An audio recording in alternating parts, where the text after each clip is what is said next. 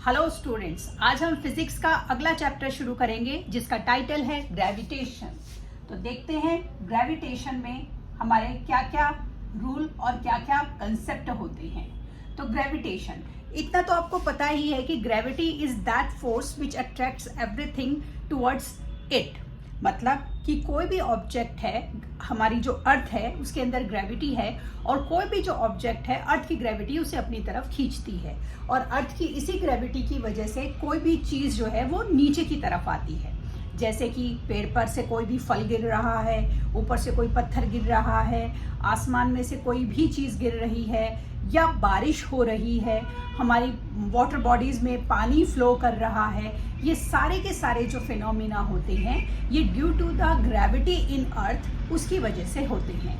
तो ये gravitational force जो है ये तो हमें सबको पता है कि अर्थ के अंदर ग्रेविटी है और उसी ग्रेविटी की वजह से हम अपने फ्लोर पर, अपने उस पर फर्मली, अपने ग्राउंड पर फर्मली खड़े रहते हैं। क्यों?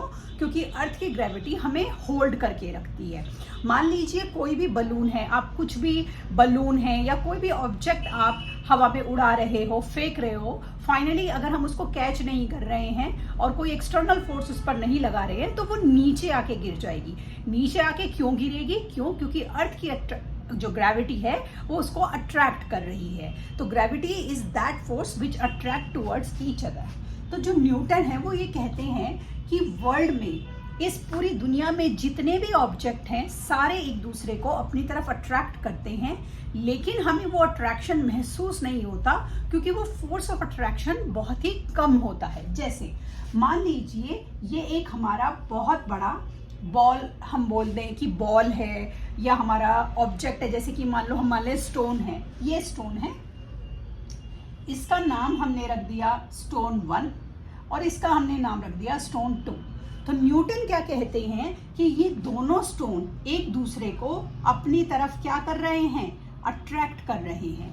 लेकिन ये फोर्स ऑफ अट्रैक्शन कितना होगा? ये दो चीजों पर डिपेंड करेगा।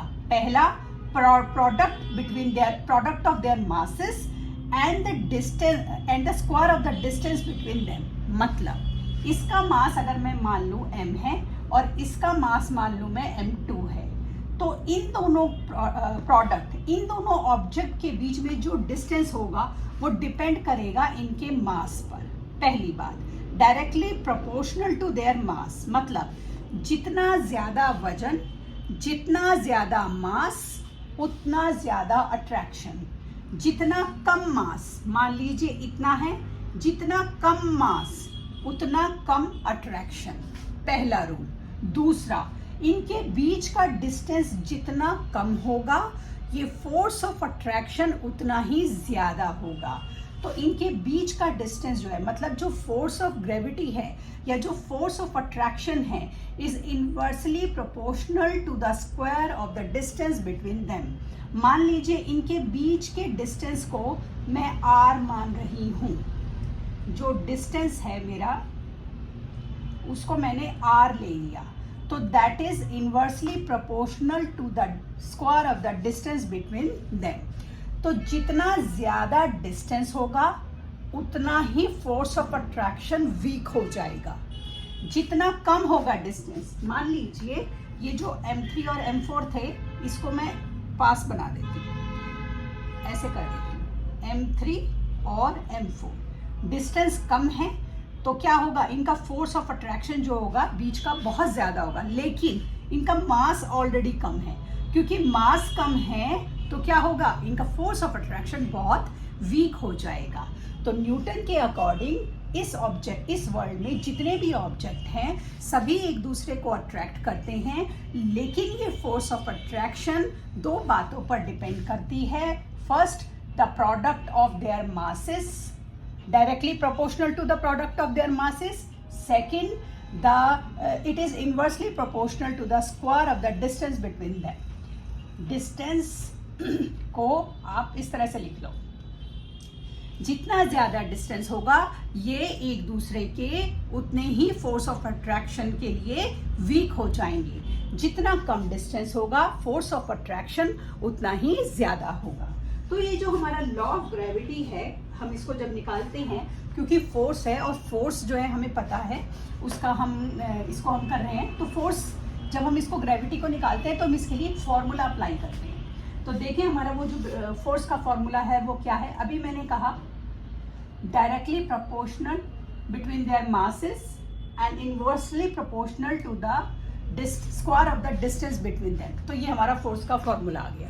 तो मतलब जब भी आपको किन्हीं दो ऑब्जेक्ट के बीच में फोर्स ऑफ अट्रैक्शन कितना है वो निकालना है तो आप इस फॉर्मूले को यूज करेंगे। यहाँ पर m1 है पहले ऑब्जेक्ट का मास, m2 है दूसरे ऑब्जेक्ट का मास और r स्क्वायर है उनके बीच के डिस्टेंस का स्क्वायर। ठीक है, यहाँ पर इस फॉर्मूले में हम कुछ वेरिएशन ले आते हैं या मोर स्पेसिफिकेशन ले आते हैं जब हम यहाँ पर लगा देते हैं ये g क्या होता है। ये g होता है ग्रेविटेशनल कांस्टेंट। अब क्योंकि मैं शब्द कांस्टेंट यूज कर रही हूँ तो इस g की वैल्यू हमेशा फिक्स्ड होती है। ये हम कब लगाते हैं, जब हमें बिल्कुल एक्यूरेट वैल्यू निकालनी होती है। 6.67 इंटू 10⁻⁻11 न्यूटन मीटर,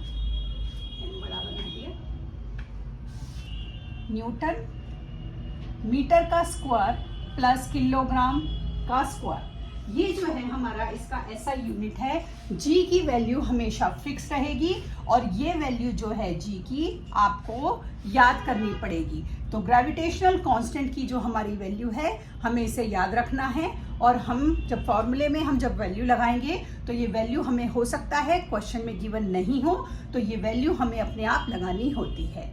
तो अब हमने क्या सीखा, हमने सीखा कि इस दुनिया में जितने भी ऑब्जेक्ट हैं सभी के बीच में कुछ ना कुछ फोर्स है। ये फोर्स कम भी हो सकती है, ये फोर्स ज़्यादा भी हो सकती है। ये डिपेंड करेगा कि उन दोनों ऑब्जेक्ट का मास कितना है। जितना ज़्यादा मास उतनी ज़्यादा फोर्स, सिंपल। दूसरा हम ये देखेंगे उन दोनों ऑब्जेक्ट के बीच में डिस्टेंस कितना ज़्यादा है। डिस्टेंस जितना ज़्यादा फोर्स उतनी कम, डिस्टेंस जितना कम फोर्स उतनी ज़्यादा। समझ गए आप? इसको आप बिल्कुल ध्यान रखेंगे। अब ये जो हमारा ग्रेविटेशनल फोर्स होती है हमारी अर्थ के अंदर, ये हमारी ग्रेविटेशनल फोर्स जितना भी ऑब्जेक्ट होते हैं, जो बड़े बड़े ऑब्जेक्ट होते हैं, उनके सबके बीच में होती है। अब जितना बड़ा ऑब्जेक्ट होगा वो दूसरे उतने ही बड़े ऑब्जेक्ट को उतनी ही फोर्स के साथ अट्रैक्ट करेगा। लेकिन ये अट्रैक्शन कैसे हमारा होल्ड करता है एटमॉस्फेयर में, इसको आपको बताते हैं। अब आपको पता है कि हमारा एक सोलर सिस्टम है और हमारे सोलर सिस्टम में एक स्टार है जिसे हम बोलते हैं सन। ठीक है, सन के चारों तरफ हमारे अलग अलग प्लैनेट जो हैं अलग अलग पाथ में हमारे घूम रहे हैं। जैसे हमारा क्या हो गया, पहला हमारा हो गया मरकरी, फिर हमारा हो गया मरकरी, फिर हमारा वीनस, फिर हमारा अर्थ के बाद मान लीजिए हमारा मार्स हो गया, फिर हमारा जुपिटर हो गया, फिर हमारा सैटर्न हो गया। ये हमारे अलग अलग प्लैनेट्स अलग अलग उसमें घूम रहे हैं। आपने कभी सोचा कि ये सारे प्लैनेट्स जब घूम रहे हैं, जैसे आप कहीं जाते हैं, बाजार जाते हैं, तो आप अपने घर आ जाते हैं। आप अपने घर आ जाते हैं, आप रास्ता नहीं भूलते हैं। क्यों? आपको अपने घर का रास्ता पता होता है, कौन सी सड़क है, कौन सी गली है, कौन सा फ्लैट है, कौन सी बेल बजानी है। ठीक है, पता होता है आपको। क्यों? क्योंकि बचपन से आपको ये सिखाया जाता है कि ये आपका घर है और यहाँ से स्कूल से घर यहाँ आना है, मार्केट से घर के लिए इस तरह से रोड क्रॉस करनी है, यहाँ पर चलना है। आप धीमे धीमे उस चीज़ को सीख जाते हो। सीख गए? ठीक है। अब आप ये बताइए इन प्लैनेट्स की पढ़ाई किसने कराई कि ये प्लैनेट्स अपने अपने रास्ते में घूम रहे हैं और कभी भी अपना रास्ता नहीं भूल रहे हैं और कभी भी टकरा नहीं रहे हैं। बताइए ऐसा कैसे होता है? इनको तो हमने कोई पढ़ाई नहीं कराई। मार्स, वीनस, अर्थ, हमारा जो है ये मरकरी, जुपिटर, ये तो किसी स्कूल में नहीं गए। इनको तो नहीं सिखाया गया कि भैया ये बेल बजानी है या ये रास्ता है और ये सड़क क्रॉस करनी है। ये कैसे एक अपने रास्ते पर चलते हैं? क्योंकि इन सब के बीच में एक ग्रेविटेशनल फोर्स होती है। ये फोर्स सन की भी होती है और उस प्लैनेट की भी होती है और ये फोर्स हर प्लैनेट की अलग अलग होती है। मरकरी की अलग होगी, वीनस की अलग होगी, अर्थ की अलग होगी, मार्स और सन की अलग होगी, जुपिटर की अलग होगी, और अगर सैटर्न है तो सैटर्न की भी अलग होगी, क्योंकि इनके बीच का ग्रेविटेशनल फोर्स अलग अलग है। और इसीलिए क्योंकि अपनी ग्रेविटेशनल फोर्स अलग अलग है, ये प्लैनेट अपनी अपनी दूरी पर, जो कि फोर्स की वजह से ये होल्ड करे रखे हैं, उस दूरी पर घूमते रहते हैं और कभी भी टकराते नहीं हैं, अपने अपने रास्ते चलते रहते हैं। और क्योंकि अपने अपने रास्ते चलते रहते हैं, अपनी अपनी स्पीड है इनकी, इसीलिए आप देखते हैं कि कुछ प्लैनेट सन के चारों तरफ अपना जो रेवोल्यूशन है बहुत जल्दी पूरा कर लेते हैं, कुछ प्लैनेट्स को कई साल लग जाते हैं। तो इसी वजह से ये कैसे होता है? Due to the gravitational force between two object. यहाँ पर एक ऑब्जेक्ट जो कि फिक्स्ड है वो है हमारा सन, और जो ऑब्जेक्ट मूव कर रहे हैं वो है हमारे प्लैनेट्स। तो ये जो ग्रेविटेशनल फोर्स है हमारी अर्थ की इस ग्रेविटेशनल फोर्स की वजह से बहुत बहुत बढ़िया काम हमारी अर्थ पर होते हैं। हमारी अर्थ की ये जो ग्रेविटेशनल फोर्स है, ये हमारे एटमॉस्फेयर को होल्ड करके रखती है। एटमॉस्फेयर हमारे एयर की वो लेयर है जिसके अंदर हम ब्रीद इन करते हैं, और हम सब चीज़ों के बिना रह सकते हैं, लेकिन हम हवा के बिना नहीं रह सकते। तो ये जो एटमॉस्फेयर की लेयर को होल्ड करके रखता है, ये अर्थ का ग्रेविटी होल्ड करके रखता है। अर्थ के ग्रेविटी की वजह से ही बारिश आती है और आसमान से पानी की बूंदें ज़मीन पर गिरती हैं। अर्थ की ग्रेविटी की वजह से ही पानी जो नदियों में बहता है वो फ्लो करता रहता है।